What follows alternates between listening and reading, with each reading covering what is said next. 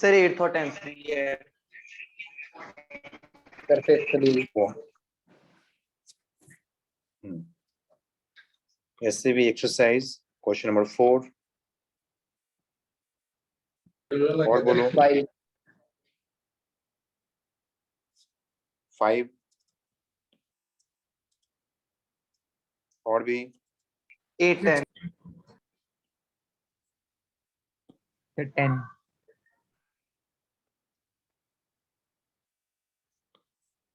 10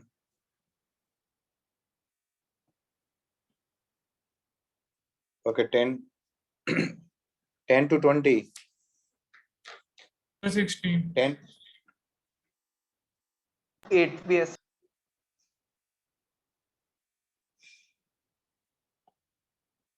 8th भी है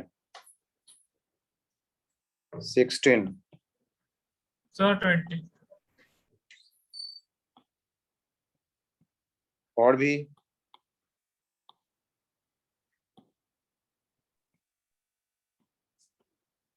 20 चलो पहले इतना देख लें 30 Yes, sir. सर 24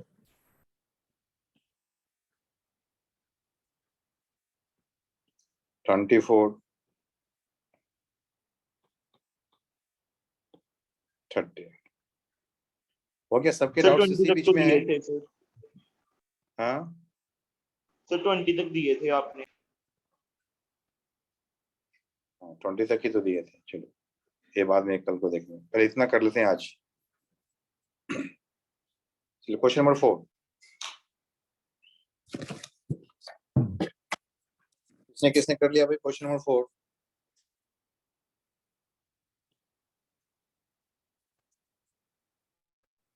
किसी ने तो कर ही लिया होगा ना।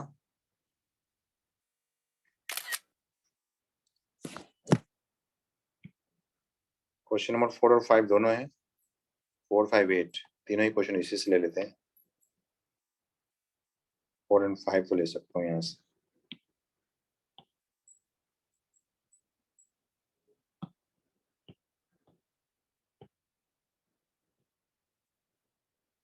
चलो the current through a wire depends on time as I is equal to I naught alpha t. I naught की वैल्यू गिवन है, अल्फा इज गिवन, कांस्टेंट है कोई। Find the charge crossed through the section of the wire in 10 second. भाई current की value given है और charge निकालना है। कोई आइडिया देगा भाई कैसे सॉल्व करेंगे इसको? Sir Q equals to IT लगा देंगे सर, जो Q इंटीग्रेशन ऑफ IT आ जाएगा। यस सही बात है। हम जानते हैं कि करंट क्या होता है भाई, current I is equal to, as we know current I is equal to dq upon dt होता है, rate of flow of charge. तो हमें चार्ज निकालना है, तो we can say okay what is the dq।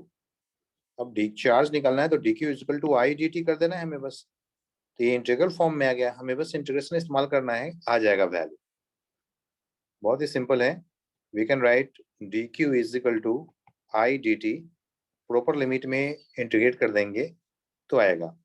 I की value given है, it is given I naught plus alpha t, alpha t ये हो गया I की वैल्यू। अब इसमें dt मल्टीप्लाई करो और इसको इंटीग्रेट कर लो। यहाँ कहां से कहां तक बोला है? इन 10 सेकेंड, 10 सेकेंड्स मतलब 0 to 10 सेकेंड के लिए हमें काम करना है। तो भाई जब कोई चार्ज फ्लो नहीं हुआ है, 0 to कैपिटल Q जाएगा, ये इसका लिमिट होगा 0 to कैपिटल Q, Q की वैल्यू निकालना है और यहाँ पे 0 to 10 सेकेंड का इस्तेमाल करना है ना, 10 सेकेंड। तो बस हो गया।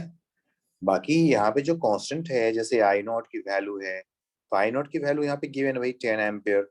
यहाँ पे एक अल्फा भी है, उसकी वैल्यू भी है 4 एम्पियर पर सेकेंड। तो बस काम हो गया अपना। That's it, you can do it now. It is the I not dt plus alpha t dt। भाई इंटीग्रेट करो इसको, क्या मिलेगा? कहां से कहां तक इंटीग्रेट करना है हमें? 0 to 10 सेकेंड के लिए। तो आई थिंक सबने कर लिया होगा इस काम को। बड़ा ही सिंपल सा क्वेश्चन है ये, बिल्कुल ही इसमें कोई परेशानी नहीं।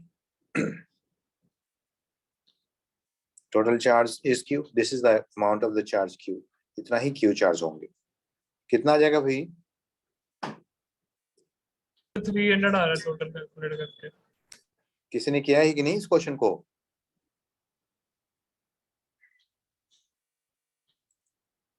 श्रुति? Yes, sir. हुआ है काम? Yes, sir. Raghavi? Yes, sir. ये हुआ था क्वेश्चन वाली? Yes, sir. प्रकुल? Yes, sir. हो गया था? Yes, sir. बड़े आसान से क्वेश्चन है भाई। आई नॉट, बोलो भाई इसका जल्दी से करके दिखाओ जिसने इसने नहीं कर पाया। अब तो हो जाएगा। किसके किसके डाउट्स थे? यस सर, हो जाएगा। हाँ हो जाएगा बस। Okay done it. Next question number 5। A current of 1 ampere exists in a copper wire of cross section 1 meter cube, 1 mm square, assuming 1 free electron per atom. Calculate the drift speed of the free electron in the wire. The density of the copper is given. ये भी हो जाएंगे भाई। क्या problem है इसमें?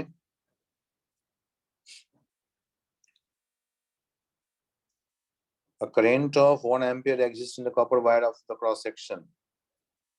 मतलब ये बोल रहा है क्वेश्चन नंबर 5।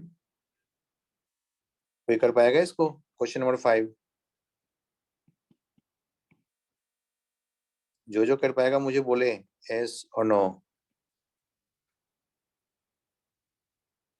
बोलो भाई। हमारे पास एक क्रॉस सेक्शन एरिया है, ए की वैल्यू होगा भाई। विकास, हिमांशु, अर्पित, विनय, ए की वैल्यू गिवन है। हो जाएगा हरमनजीत?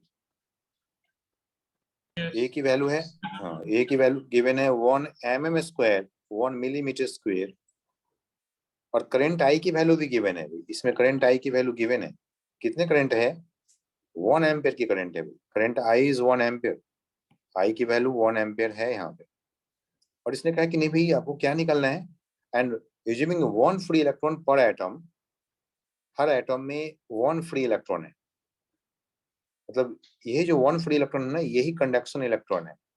इलेक्ट्रॉन्स तो बहुत सारे होते हैं किसी भी एटम में, depends on the atom, nature of atom. लेकिन इसमें कहा है कि assuming 1 फ्री इलेक्ट्रॉन पर atom, calculate the drift speed of the free electron in the wire and density of the copper is given. The density of copper is given. Copper wire है 9000 kg पर cubic metre इसकी density है। Copper wire की बात किया जा रहा है। अब एक एटम के कॉपर में कितने इलेक्ट्रॉन होते हैं तो भी मालूम होगा, तो वी कैन डू इट। सबसे पहले तो ड्रिफ्ट स्पीड निकालना है, तो आपके पास फॉर्मूला होता है I is equal to, drift speed के टर्म में आई की वैल्यू क्या होता है भाई? फॉर्मूला वी ना, VDNA NAVD.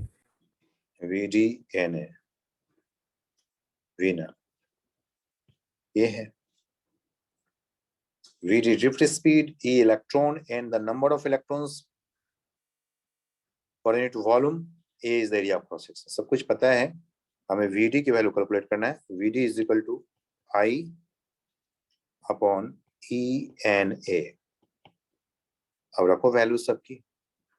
E means electronic charge, N की वैल्यू बस कैलकुलेट करना है।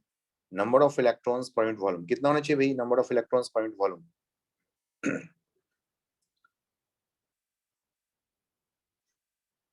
डेंसिटी गिवन है कॉपर वायर का, कितने एटम्स होंगे ये निकालना होगा।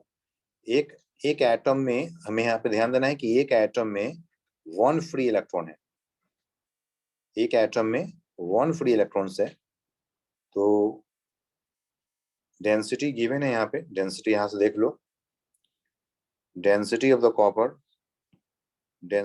कॉपर गिवन है और वहां से हम एन की वैल्यू लेकर के आएंगे। कैलकुलेट करके दिखाओ भाई। Density of copper is given, copper, और ये है 9000 kg पर क्यूबिक मीटर, यानी कि पर वॉल्यूम है, पर यूनिट वॉल्यूम 9000 kg। 9000 kg कितने हो जाएंगे? 9000 kg में कितने इलेक्ट्रॉन्स आएंगे? नंबर ऑफ फ्री इलेक्ट्रॉन्स बताना है भाई। तो एटॉमिक नंबर क्या होता है? 62.5। किसका? कॉपर का एटॉमिक मास होता है सर। 63.5 होता है ना, 63.5 एटॉमिक मास होते हैं कॉपर का 63.5। तो 9000 kg, हाँ तो 63 ले लो सर आंसर। हाँ 63 ले लो, हो जाएगा no problem.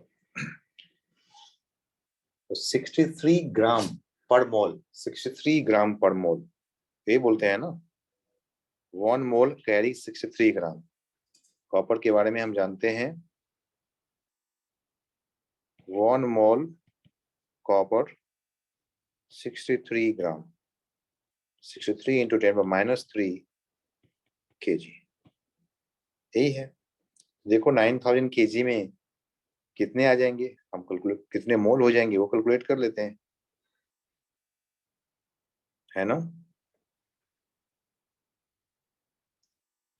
So number of moles, और एक मोल में कितने एटम्स होंगे वैसे कैलकुलेट करना पड़ेगा तुम्हें। और नंबर स्मॉल एन की वैल्यू में बेसिकली तुम्हें सिर्फ ये कैलकुलेट करना है, दिस एन की वैल्यू कैलकुलेट करना है, जहाँ पे एन की वैल्यू कितना होता है, एन इज नंबर, इसको बोलते हैं number of electrons, free electrons, number of, it is a number of free electron, free electron की बात बोल रहा है, फ्री इलेक्ट्रॉन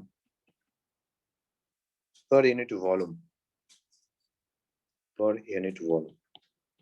तो यहीं से हमें पर यूनिट वॉल्यूम वाला कंसेप्ट शुरू हो जाता है ना। तो वन वॉल्यूम में 1 क्यूबिक मीटर में 9000 kg है, 1 क्यूबिक मीटर में 9000 kg है। तो 9000 kg में कितने मोल है वो कैलकुलेट कर लेते हैं, और 1 मोल में कितने एटम है वो हमें मालूम होता है, और हर एटम में कितने नंबर ऑफ फ्री इलेक्ट्रॉन्स है वो भी मालूम है, ठीक है ना। Is it okay? तो एक एक करके कैलकुलेट कर लो। नंबर ऑफ मोल कितने होने चाहिए भाई? तो नंबर ऑफ मोल हम कैलकुलेट कर, नंबर ऑफ मोल पहले कैलकुलेट कर लेते हैं। Number of mole of copper in 9000 kg कितना होना चाहिए? It is the 9000 divide by 63 into 10⁻³ ये kg कैंसिल, इतने हो गए नंबर ऑफ मोल। कितने हो जाएंगे? इट इज 9 into 10⁻³ ऊपर जाएगा 10⁻6, 9/63, 90/60 कर लो इसको, 9/63 ऐसे ही कर लेते हैं, 10⁻6 नंबर ऑफ मोल्स, इतने नंबर ऑफ मोल्स है। और 1 मोल कॉपर में कितने फ्री इलेक्ट्रॉन्स है? तो 1 मोल, पहले 1 मोल कॉपर में कितने एटम है पहले ये निकाल लो। 1 mole copper has 6.022 10⁻23 number of atoms, इतने एटम्स होंगे इसमें, ठीक है। तो total number of atoms, and per atom 1 free electron, it is given that, and it is given that 1 mole, 1 free electrons, 1 free electron per atom। तो n की value हमारे पास आ जाएगा, n can be equal to, बोलो n की value कितना होना चाहिए? ये होना चाहिए 6.022 10⁻23 एटम्स पर मोल। नंबर ऑफ मोल की वैल्यू हमें मालूम है 9/63 10⁻6, इतने होंगे, यही हो गया अभी। 1 क्यूबिक मीटर में इतने, 1 क्यूबिक मीटर में 9000 kg है, फिर से देखना, और 1 मोल में 63 × 10⁻³ kg है, इसलिए नंबर ऑफ मोल निकल जाएंगे यहाँ से, और हर मोल में every 1 mole Avogadro number of atoms होते हैं, ये नंबर एटम्स है, और हर एटम में एक फ्री इलेक्ट्रॉन है, ऐसा गिवन। ये n की वैल्यू आ चुका है, this is the value of n। Clear है सबको? ये n की वैल्यू है, this is the number of free electrons per unit volume, यही है पर unit volume. This is the number of free electron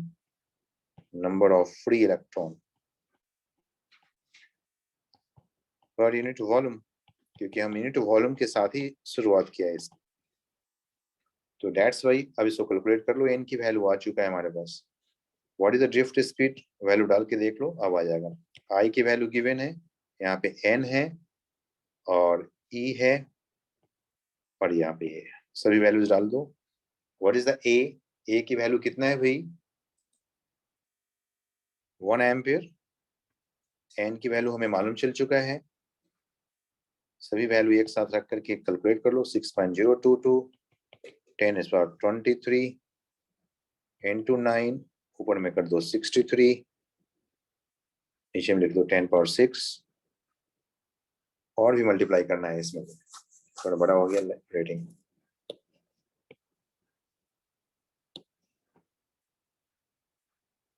फिर से एक बार लिख लेते हैं यहाँ पे छोटे से।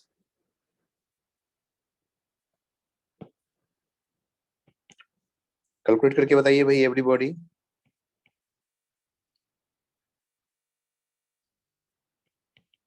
सर 0.738 आ रहा है। आ गया आंसर? Yes sir. ये देख लो, E की वैल्यू डाल दो यहाँ पे 10⁻6। E की वैल्यू कितना होता है? 1 इलेक्ट्रॉनिक चार्ज 1.6 × 10⁻⁹ तो ये रख दिया यहाँ पे, और A की वैल्यू गिवन है ऑलरेडी। A कितना है? 1 mm, 1 मिलीमीटर स्क्वायर, इसको मीटर स्क्वायर में कर दो। 1 मिलीमीटर स्क्वायर -6 मीटर स्क्वायर, ये डाल दो, हो गया काम। That's it. You will get the answer. सिर्फ यही चीज आपको कैलकुलेट करना, बहुत सिंपल सा कैलकुलेशन था। यहाँ पे डेंसिटी गिवन था, इसलिए कोई प्रॉब्लम नहीं था। डेंसिटी गिवन नहीं होते तब आपको प्रॉब्लम होता ना, कि भाई 1 पर यूनिट वॉल्यूम में कितने मास है, और उतने मास में कितने नंबर ऑफ मोल्स होंगे, और एक मोल में कितने नंबर ऑफ एटम्स होंगे, और एक एटम में कितने फ्री इलेक्ट्रॉन है, ये गिवन है, हमारा काम हो जाता है। चलिए नेक्स्ट।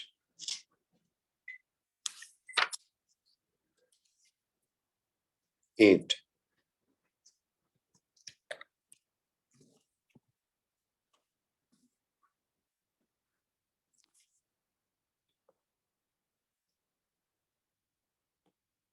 सबको प्रॉब्लम था क्या इस क्वेश्चन में?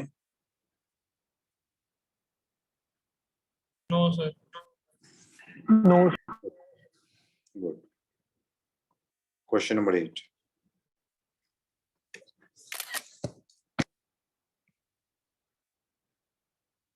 एट भी है, 10 भी है। फिर इसमें वो नहीं यूज कर देंगे 8 वाले में, R = रेजिस्टिविटी L/A। किसमें? 8 कौन वाले सी question?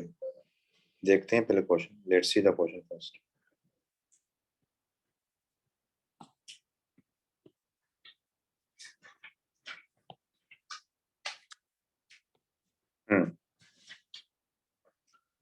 Consider wire of length 4 meter, cross sectional area 1 meter square, mm square, carrying a current of 2 ampere.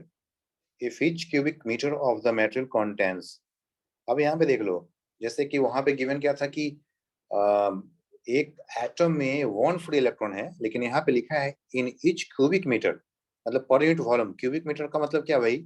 1 volume पर volume. Metal contains 10⁻29 free electrons, से डायरेक्टली स्मॉल n की वैल्यू गिवन है, isn't it? ये directly small n की value given है भाई। Each cubic metre में इतने n है, तो ये स्मॉल n की वैल्यू है, ये स्मॉल n की value. Find the average time taken by the electron to cross the length of the wire. Average time taken. Average time taken drift speed निकाल करके और लेंथ गिवन है ना, कितने लेंथ है वायर, बस ड्रिफ्ट स्पीड भी यहाँ पे निकालना है. अगेन तुम्हें ड्रिफ्ट स्पीड निकालना है, वीडी निकालना है. वीडी निकाल करके हम टाइम निकाल सकते हैं. फिर उसके बाद L/T करके फिर T निकल आएगा. हाँ बिल्कुल, L/VD कर देना होगा तो टाइम आ जाएगा. यही हो गया एवरेज टाइम. तो लेंथ तो गिवन है हमारे पास. लेंथ की वैल्यू कितना है भाई, 4 मीटर का है. क्रॉस सेक्शनल एरिया गिवन है once again 1 × 10⁻⁶ metre square. Current की वैल्यू गिवन है, I की वैल्यू 2 एम्पियर. स्मॉल n की वैल्यू ऑलरेडी गिवन है 10⁻29 है ना, 29 है. Yes, sir. 29. बाकी बस हो गया, सब कुछ तो गिवन ही है. बस VD की वैल्यू फिर से में ले आना है. VD = क्या आ जाएगा भाई, I / NEA. यही हो गया. सारे डायग्राम्स आपको मालूम है ना. Do it, you can do it. You can. The time T can be equal to L / VD. LINEA. ये हो जाएगा ना, बस वैल्यूज डाल दो, हो गया काम. सब कुछ मालूम है ना. ये देखना, L मालूम है, N मालूम है, E नो, A मालूम है, A मालूम, सब कुछ मालूम. You can do it. Calculate करो भाई इसको. Do it. You can do. हो जाएगा.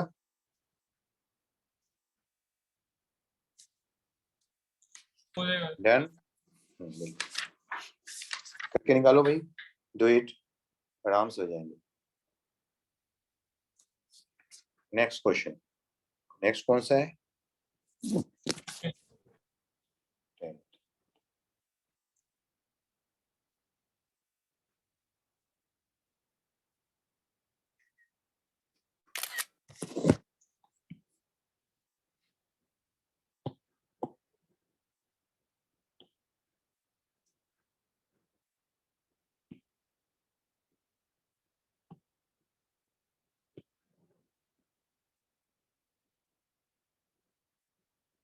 चलिए देखिए इसको. फिगर शो जो conductor of length L having circular cross section. भाई क्रॉस सेक्शन तो सर्कुलर ही है बट यूनिफॉर्म नहीं है. यहाँ पे देखो, यहाँ पे रेडियस A है और जबकि यहाँ का रेडियस B है. मतलब ये ऐसे इंक्लाइन होते आ रहा है, बढ़ते आ रही है थोड़ी सी ऐसे, इस तरह के शेप वाले हैं. तो रेडियस ऑफ क्रॉस ना क्या है, the radius of the cross section varies linearly from A to B. A से बढ़ के B पे हो जाता है. The resistivity of the material is rho, assuming that B minus A is very very less than L. अब कहीं पे अगर ये वाला वैल्यू आ जाएगा ना B minus A की वैल्यू, तो उसको L के मुकाबले में काफी छोटा है, नेग्लेक्ट कर सकते हैं. Find the resistance of the conductor. तो हमें कंडक्टर की रेसिस्टेंस मालूम करना है. तो वैसे तो आपको पता होगा कि एक नॉर्मल केस में अगर मैं बात करूं कि हमारे पास एक कंडक्टर अगर यूनिफॉर्म में अगर ऐसे होता है, ए वाली चीज, अगर एरिया ऑफ क्रॉस सेक्शन सभी जगह फिक्स्ड हो, एक जैसा ही हो, लेंथ L हो, area of cross section A हो और इनकी रेसिस्टिविटी रो हो, तो व्हाट इज द रेसिस्टेंस मालूम है ना सबको. 12/. तो होता है रो L अपॉन A. यही तो होता है रेसिस्टेंस, रेसिस्टिविटी L इनटू. लेकिन देखो सब कुछ तो यहाँ पे ठीक है, यहाँ पे एरिया क्रॉस सेक्शन दोनों जगह पे एक जैसे हैं तो हमने एक जैसे लिख दिया. तो फर्क यही कि भाई यहाँ पे एरिया क्रॉस सेक्शन अलग अलग आ रहा है. भाई यहाँ की एरिया क्रॉस सेक्शन अलग है, इसको आप A2 बोल सकते हो.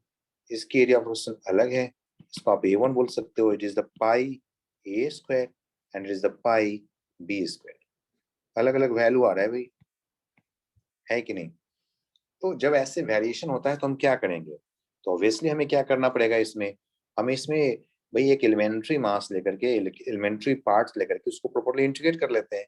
ऐसा करते हैं कि हम यहाँ से x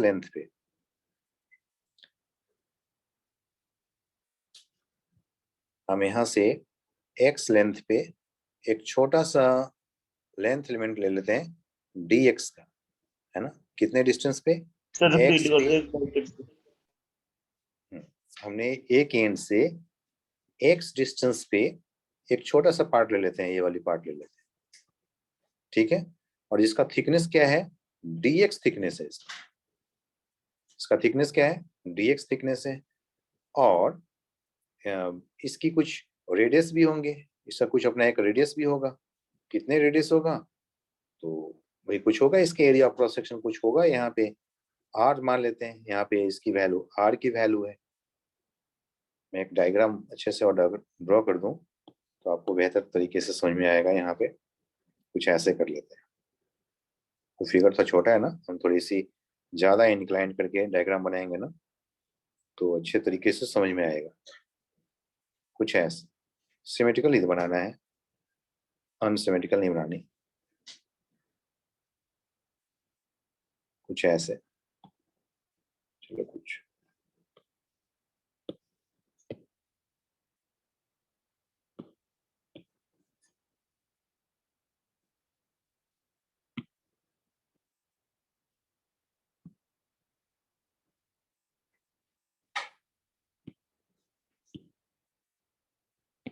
ऐसे ले लिए, यही चीज है ना।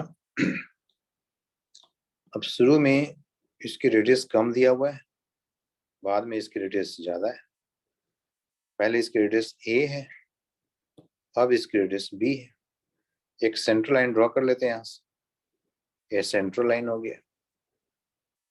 और भी एक रेफरेंस लाइन ड्रॉ कर सकते हैं यहाँ पे, ये देखना, हमने एक और रेफरेंस लाइन यहाँ पे ड्रॉ कर ली ऐसे।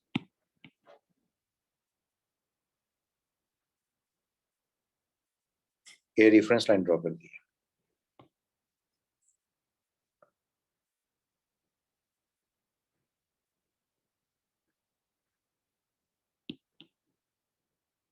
बिल्कुल सिमेट्रिकल है, एक जैसे। हम एक पार्ट से काम कर लेते हैं। देखो इस एंगल को तुमने कुछ मान लो, थीटा मान लो यहाँ पे, दिस एंगल इज थीटा, ठीक है। आप बोल सकते हो tan थीटा की वैल्यू, टोटल लेंथ यहाँ से यहाँ तक का जो लेंथ है वो गिवन है, l लेंथ का है। कोई बताएगा कि tan थीटा की वैल्यू क्या होने वाला है? It is b/l। This total length is l। यहाँ से यहाँ तक का जो लेंथ गिवन है वायर का, लाइन का मतलब क्या है? मतलब से क्या इंडिकेट कर रही है? मतलब एक नॉन इनफॉर्म है। हम यहाँ पे बताने चाह रहे हैं कि अगर ऐसे वायर होता ना, एक बिल्कुल इनफॉर्म, सभी जगह सेम थिकनेस वाला होता, सभी जगह same area of cross section वाला होता, लेकिन यहाँ के एरिया ऑफ क्रॉस सेक्शन धीमे धीमे ग्रेजुअली क्या हो रहा है भाई? बढ़ते जा रहा है, ऐसे से बढ़ते जा रही है एरिया ऑफ क्रॉस सेक्शन। किस रेट से बढ़ते जा रहा है? कुछ ना कुछ तो होगा। तो सपोज करो कि यहाँ पे एंगल थीटा है और ये लेंथ l है। टोटल लेंथ कितना भाई कंडक्टर का? l लेंथ का है। तो इस लेंथ को हमने l बोल दिया, यहाँ से लेकर के यहाँ तक का जो लेंथ है ना उसको l बोल देते हैं। तो tan थीटा का वैल्यू b/l आ गया।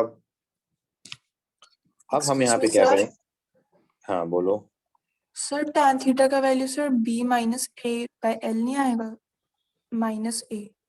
हाँ बिल्कुल, यू आर राइट, b-a/l, क्योंकि ये b ये नहीं, ए वाला टर्म है, ये इसको b-a बोल देते हैं। अगर टोटल b मैं बोलूंगा तो b-a हो जाएगा, मैं अगर इसको b बोलूंगा तो b/a हो जाएगा, और अगर हम यहाँ पे बोले तो b-a ही बोलेंगे। That's it, very good. तो हम इसको b-a बोल सकते हैं, यहाँ तक के लेंथ को b-a बोल देंगे। और b हम यहाँ से ले लिया, a हमने यहाँ से ले लिया, that's it. This whole length is b completely, लेकिन इस पार्ट से इस पार्ट तक का जो लेंथ है ना वो b- है, तो b-a/l, that's it, that's better. अब हमने यहाँ से किसी पर्टिकुलर डिस्टेंस पे, कोई डिस्टेंस x ले लो, यहाँ से हमने x डिस्टेंस पे एक छोटा सा एक ऐसे एलिमेंट ले लेते हैं और इस एलिमेंट पे बात करते हैं और इसकी रेसिस्टेंस को फाइंड आउट कर लेते हैं भाई। इस वाले पार्ट का, कौन सी पार्ट का, मैं उसको फिल कर देता हूँ यहाँ पे कलर से। इस वाले पार्ट का हम रेसिस्टेंस मालूम कर लेते हैं, इस वाले पार्ट का रेसिस्टेंस मालूम कर लेते हैं। कुछ ना कुछ तो आएगा, देखते हैं क्या आता है। सपोज इसकी जो रेडियस है यहाँ से, ये जो रेडियस यहाँ का जो रेडियस आएगा ना, ये कुछ ना कुछ तो रेडियस होगा। सपोज ये r रेडियस हो गया, तो टोटल लेंथ r का रहेगा, लेकिन ये जो पार्ट है यहाँ से यहाँ तक का जो पार्ट है, इसको r माइनस ए बोलेंगे। जैसे इसको b माइनस ए बोला ना, वैसे हम इसको r माइनस ए बोल सकते हैं। और टोटल रेडियस यहाँ से यहाँ तक का है वो r है, तो इसको तुम सर ये बोल दो एग्जैक्टली r। समझ नहीं आ रहा इसका प्रोसेस क्वेश्चन का। थोड़ी सी समझो ना तो समझ में आएगा ना, थोड़ी सी समझने की कोशिश करो, आएगा समझ में। एक बार देखो यहाँ पे क्या कर रहे हैं। पहले लेट इट कंप्लीट, फिर एक बार मैं फिर से बता दूंगा तो समझ में आएगा ना। तो प्रोसेस क्या है तब तो समझ में आएगा। देखो यहाँ पे क्या करते हैं, पहले हमने यहाँ पे एक एलिमेंट्री लेंथ ले लेते हैं। ये हमारा एक, इसको बोलते हैं एलिमेंट्री लेंथ। अब इस एलिमेंट्री लेंथ का एक रेसिस्टेंस निकालो। एलिमेंट्री लेंथ, ये एलिमेंट्री लेंथ है, इस एलिमेंट्री लेंथ का एक रेसिस्टेंस होगा। और मान लेते हैं कि इसके रेसिस्टेंस कुछ है, dr है, छोटा सा रेसिस्टेंस है, dr है। देखा, कोई बता पाएगा कि dr की वैल्यू क्या होना चाहिए? अभी बोल लेते हैं, the resistance of the elementary length, resistance of the elementary length. जब भी इस तरह की बात होती है तो हमें एक एलिमेंट्री लेंथ लेना होता है और उसकी रेसिस्टेंस को फाइंड आउट करते हैं, और फिर हम इसको प्रॉपर्ली इंटीग्रेट कर लेते हैं तो टोटल का आ जाता है। तो सबसे पहले हमारा काम है कि छोटे से जो पार्ट है ना, लेंथ है ना, इस पार्ट का हमें रेसिस्टेंस मालूम करना है। तो उसके रेसिस्टेंस को हमने बोल दिया dr। तो dr की वैल्यू कितना होना चाहिए? तो रो इनटू लेंथ। अब इसका लेंथ कितना है भाई? तो मैंने यहाँ से x रेडियस पे, x डिस्टेंस पे एक छोटा सा लेंथ लिया है। इस लेंथ को हमने क्या बोल दिया है? dx बोल दिया है। ये एलिमेंट्री लेंथ है, ये dx लेंथ का है। तो rho into dx and divide by area of cross section. यही होता है ना, रो l अपॉन ए। क्या होता है यहाँ पे? What is the resistance? Rho l upon A.